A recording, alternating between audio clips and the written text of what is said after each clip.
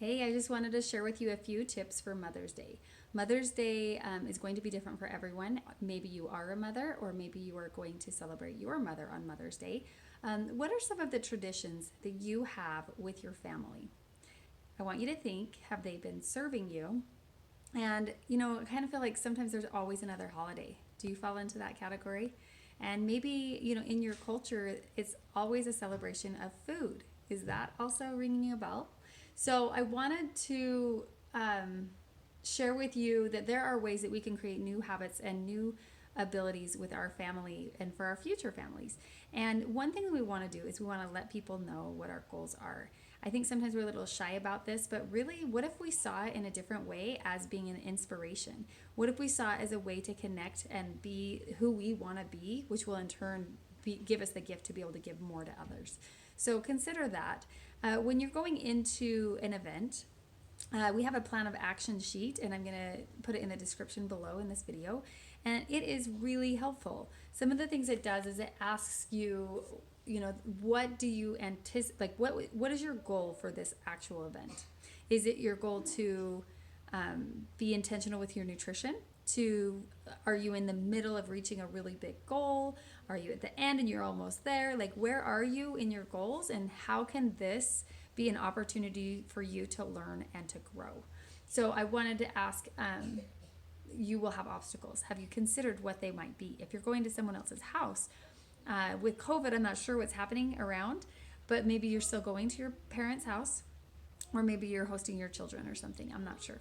So considering that, some of the obstacles could be the kitchen, being in the kitchen. Maybe that's something that you're going to have to consider. Maybe another obstacle is what other people might say. Maybe you need to reach out to them beforehand and give them a heads up. Maybe you are anticipating that your headspace could be an obstacle. Maybe you would be feeling deprived. What do you do when you feel deprived? I love to have the question asked, how are you depriving your life from the things you really want? Is the cookie what you really want, or do you want to learn how to not want it? And, how can you be more in the actual moment instead of focusing on the food? So maybe you feel that it might be an obstacle, that you might feel left out.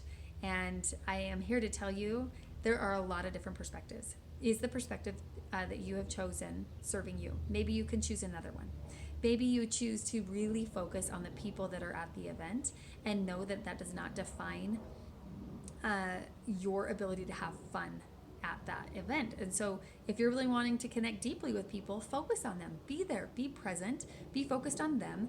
Maybe if you're with your own immediate family, maybe you're reading a story to your kids, or doing other things besides focusing on the food. Maybe you're helping the little kid who needed help with their plate. Maybe you're finished, or maybe you're really enjoying what you're eating mindfully. Okay, so there's a lot of things to think about with that. And those could be some obstacles. I'm sure you guys have other ones, so think of them.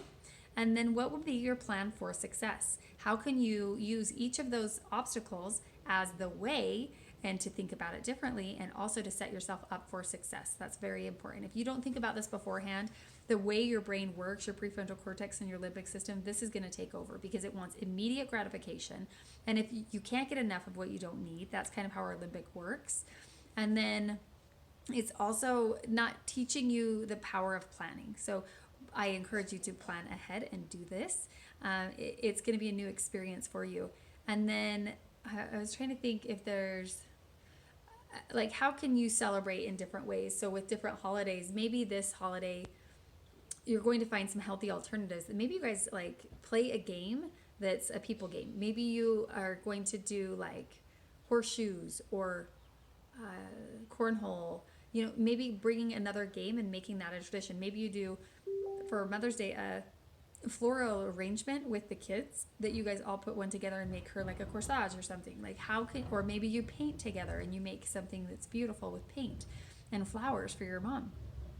So see what you can do, plan ahead, have fun, find out what this can do for you to become the person you really want to be. So good luck on Mother's Day. There's lots of recipes in the description below, and find things. There's like healthy dessert recipes. There's like, I love going and asking my husband to like grill things for me. So what are you going to do? Plan it, have fun, enjoy the moment, learn from everything.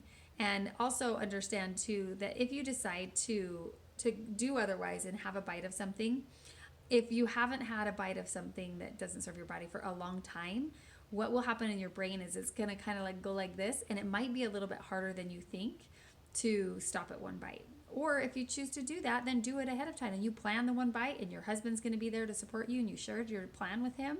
Whatever it is for you, plan ahead. Have a beautiful day.